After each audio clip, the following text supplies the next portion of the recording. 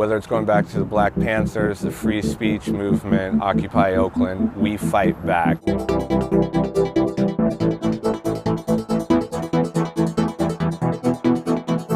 Hi, I'm Zach Weissmueller for Reason TV. We're here in Oakland, California in front of the Emergency Operations Center building, which the city is planning to turn into the Domain Awareness Center, a surveillance hub meant to watch over the entire city.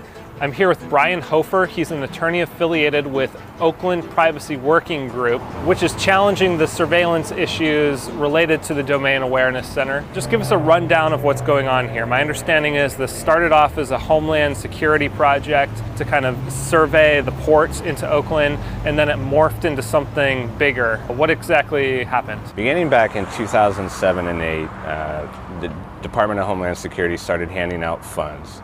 Oakland received these funds to secure port infrastructure.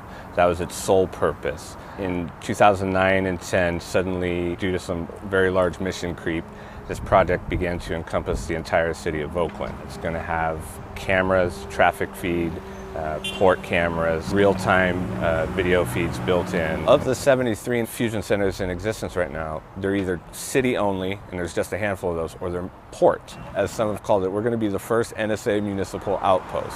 We are the first regional data sharing entity within the city limits. Oakland has high crime. It's a way to reduce crime. It's a way for law enforcement to do things more intelligently. Why are you against that? We've asked for just one study that shows that mass indiscriminate surveillance reduces crime, and no one has been able to produce that data, I believe, because it doesn't exist. We have approximately 7,000 documents in our possession right now with over 3,000 emails, and never once do they mention homicide or rape or burglary, murder, assault. They're not talking about crime, so the purpose was never about crime. So if they're not talking about crime in these emails from between law enforcement officials, what exactly are they using this surveillance for? To monitor protesters. They're talking about Occupy Oakland, the protests that happened during Urban Shield, having the ability to track people as they move around downtown. Are you afraid that as this grows bigger, that's where this is going, that it's going to be kind of targeting political dissent? Right, and it's not just dissent, it's people of color.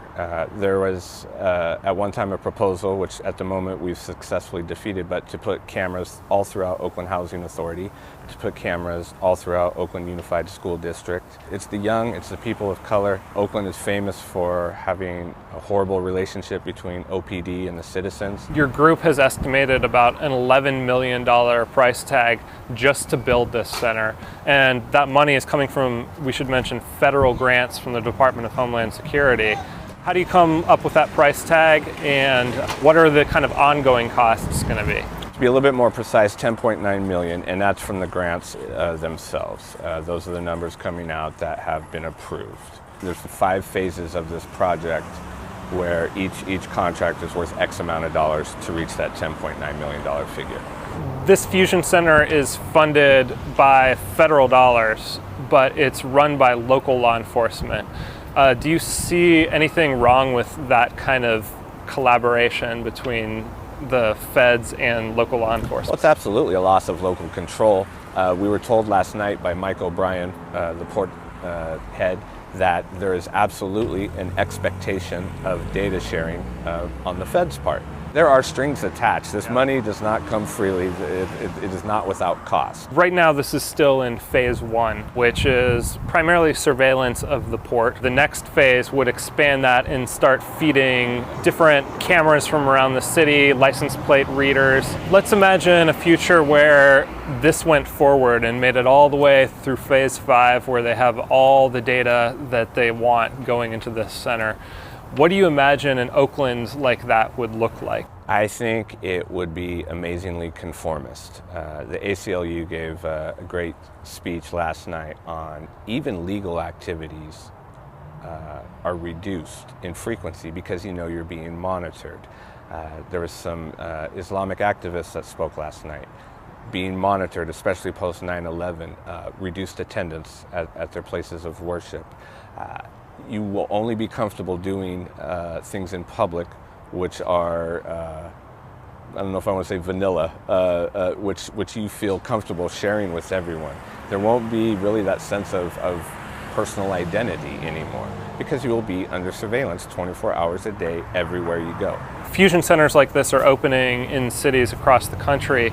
Oakland seems to be the place that right now is punching back the hardest and has actually made some progress to stop them.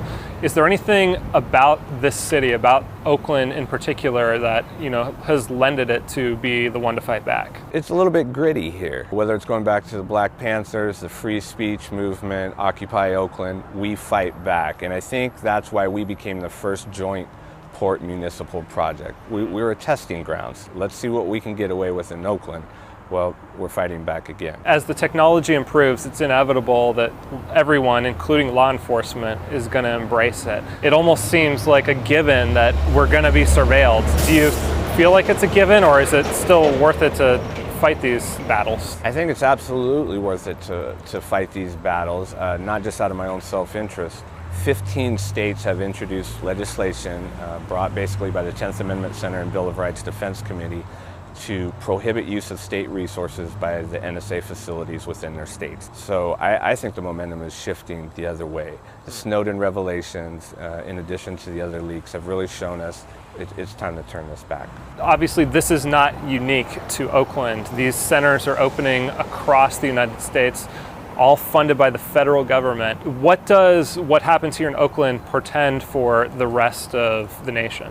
I think it will provide a model for how to fight back and hopefully eliminate these centers. There's 73 fusion centers around America, all DHS funded, and if we show that it can be done here, they can apply the law in their own state and turn this around. Thank you very much for talking to us. It was a pleasure meeting you, and good luck with the fight. For Reason TV, I'm Zach Weissmueller.